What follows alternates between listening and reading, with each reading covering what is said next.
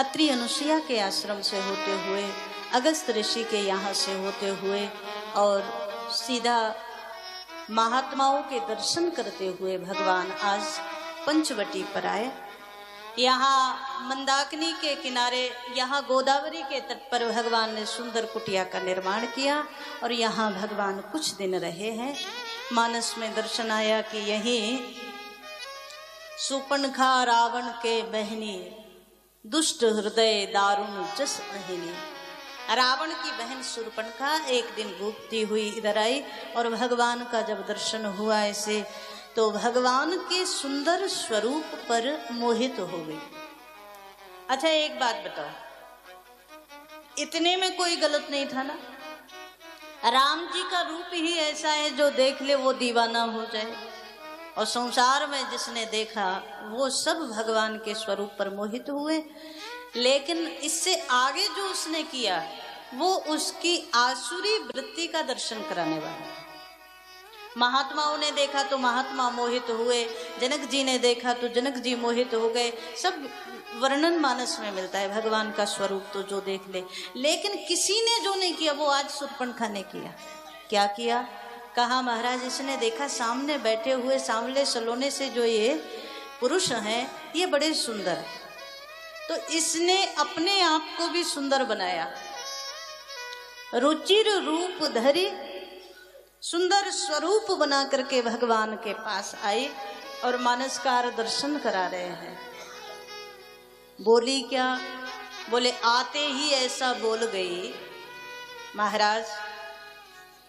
भगवान श्री राम तो नेत्र बंद किए ध्यान में बैठे थे, ये आई, इसने भगवान के सामने कह दिया कि सुनो, मुझे ऐसा लगता है तुम सम पुरुष नमो सम नारी। राम जी की सुंदरता को जिसने देखा उन्होंने राम जी की बड़ाई की, पर इसने राम जी की बड़ाई आधी से भी आधी चौपाई में की है। और उसके बाद तुम सम पुरुष न, आप जैसा पुरुष त्रिभुवन में नहीं है, पर मेरे जैसी नारी भी नहीं है, इसने साथ में जोड़ दी। और ये मानो आसुरी वृत्ति का परिचय है। मानस में दर्शन आया, भगवान ने इसकी बात तो सुनी पर देखा नहीं। श्री जानकी मैया जो कुटिया थी उससे बाहर निकली और राम जी ने दृष्टि डाली जानकी जी के ऊपर।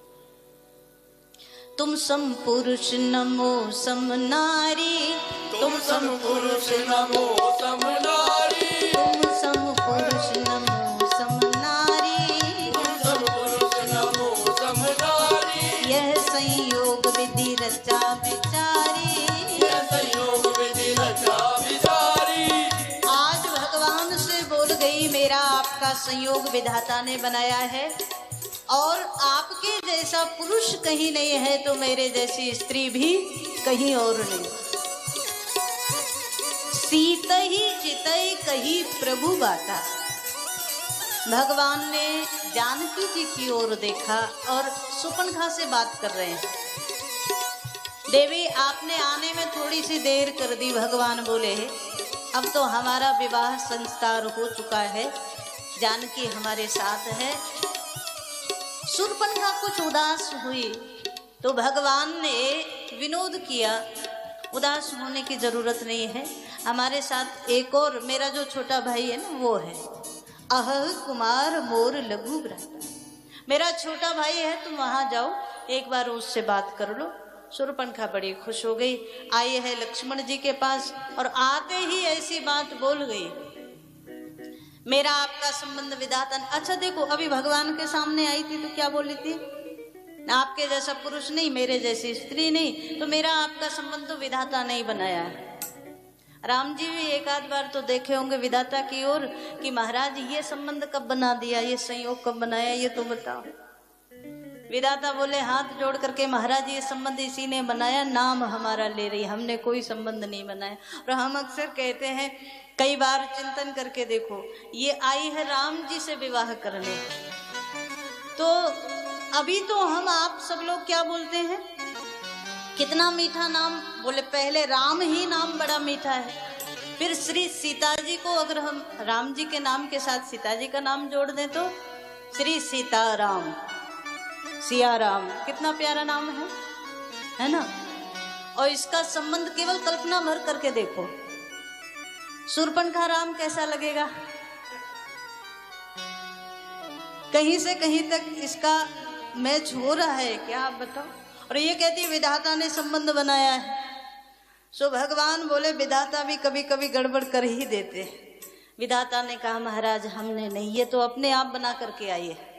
सो भगवान बोले हमारा तो विवाह हो गया, आप लक्ष्मण के पास चली जाओ। और इसमें व्यंग ये है, ये बोली थी कि मैं कुंवारी हूं, मैं पति की खोज कर रही हूं, त्रिभुवन में मैंने खोज लिया पर कहीं भी मुझे मेरे समान कोई पति नहीं मिला।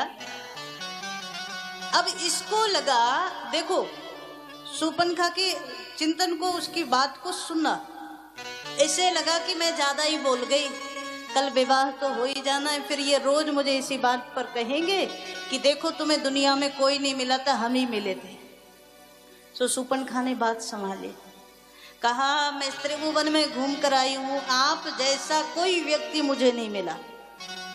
फिर उस बात को संभालते हुए बोली मन माना कछु तुम ही निहारे, तुम्हें देखकर भी पूरा नहीं पर थोड़ा सा, चलो कोई नहीं है तो तुम्ही से काम चला लेंगे। मन माना, थोड़ा सा मन मान गया कि चलो कोई नहीं मिल रहा हमारे हिसाब का तो ठीक है। भगवान बोले कि हमारा तो विवाह हो गया, पर जैसी तुम कुंवारी हो वैसा ही मेरा भाई भी है, इसका भी विवाह हो गया है।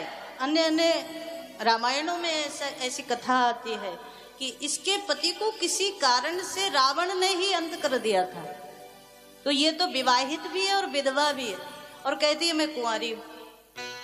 मानस में दर्शन आया, श्री भगवान बोले कि लक्ष्मण भी विवाह तो उसका हो गया है, लेकिन साथ में धर्मपत्नी नहीं है, अकेला है, इसलिए तुम वहां जा सकते हो। ये आई सीधी लक्ष्मण जी के पास, और अभी भगवान से कह रही थी कि आपके समान पुरुष त्रिभुवन में कोई नहीं है।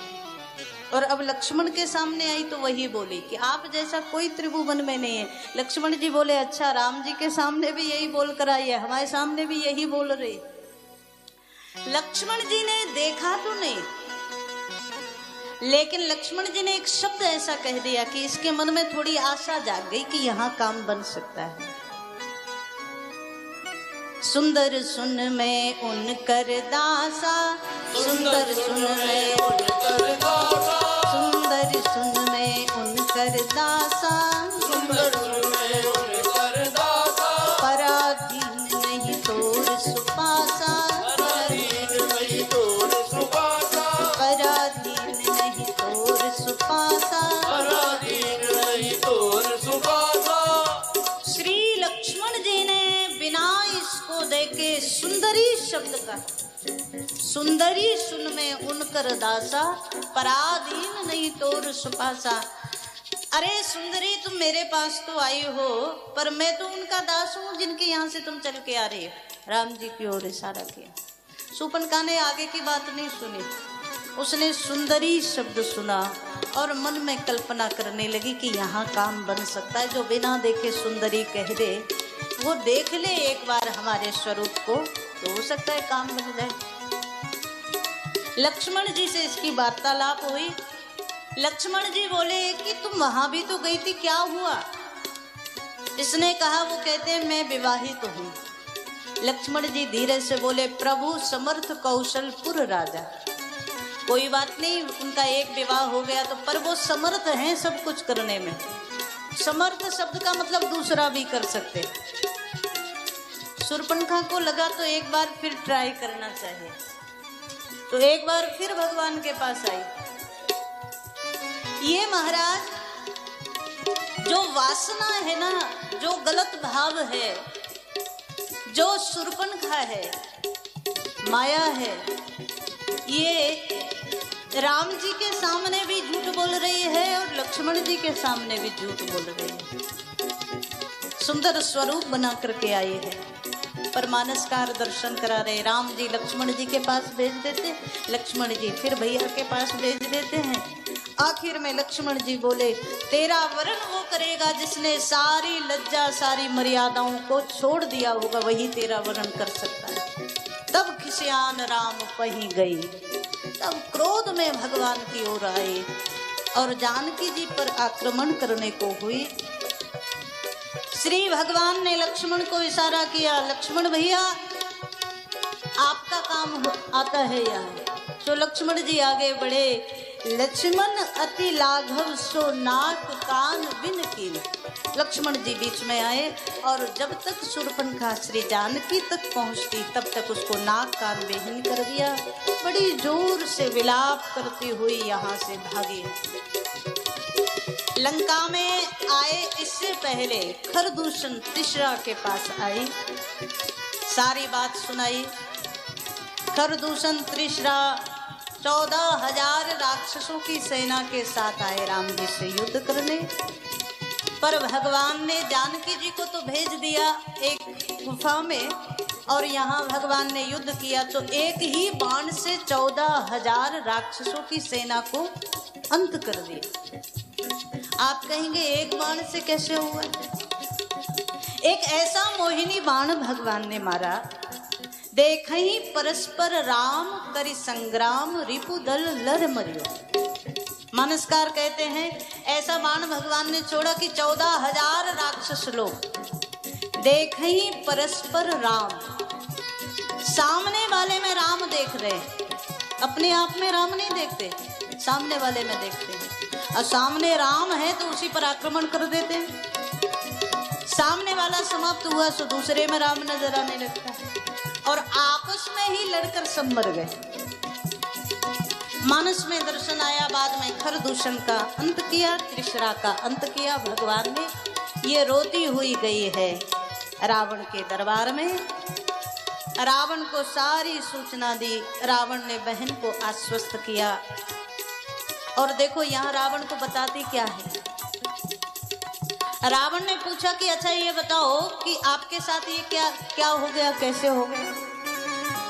तो ये नहीं कहती कि विवाह करने गए थे तो हो गया। इसने कहा मैंने तपस्वियों को देखा, 2 तपस्वी हैं, बड़े सुंदर हैं, पर उनके साथ जो स्त्री है वो बड़ी सुंदर है। स्त्री रत्न की संज्ञा दी शूर्पणखा ने, और मुझे लगा कि स्त्रियों में रत्न उनके साथ है तो वो रत्न तो आपके महल में होना चाहिए ना। तो मैं आपके लिए जब उनकी स्त्री को लाने लगी तभी उन्होंने मेरे ऊपर आक्रमण कर दिया। सीधा सीधा नहीं कहती विवाह कराने गई थी तो ऐसा हो गया। मानस में दर्शन आया, रावण बड़े क्रोध में आया। रावण ने बहन को आश्वस्त कर दिया, लेकिन पूरी रात्रि भर सोचता रहा क्या करूं। सुबह ब्रह्म मुहूर्त में प्रातः काल आया है मारीच के भवन में। अच्छा, कई बार हम कहते हैं, एक क्षण के लिए सोच कर देखो, कहते हैं ना सुबह सुबह अच्छा दर्शन होना चाहिए, भगवान का नाम लेकर उठो, गुरुदेव का दर्शन करो, अपने संतों का शास्त्रों का दर्शन करो तो दिन अच्छा जाता है ना। लेकिन जिसके दरवाजे सुबह सुबह रावण आ जाए और रावण का जैसे दर्शन हो जाए उसका दिन कैसा जाएगा। आज मारीच के घर के दरवाजे रावण, जैसे ही दरवाजा खोला सो रावण सुबह सुबह सामने दिखा। मारीच ने तो सोच लिया कि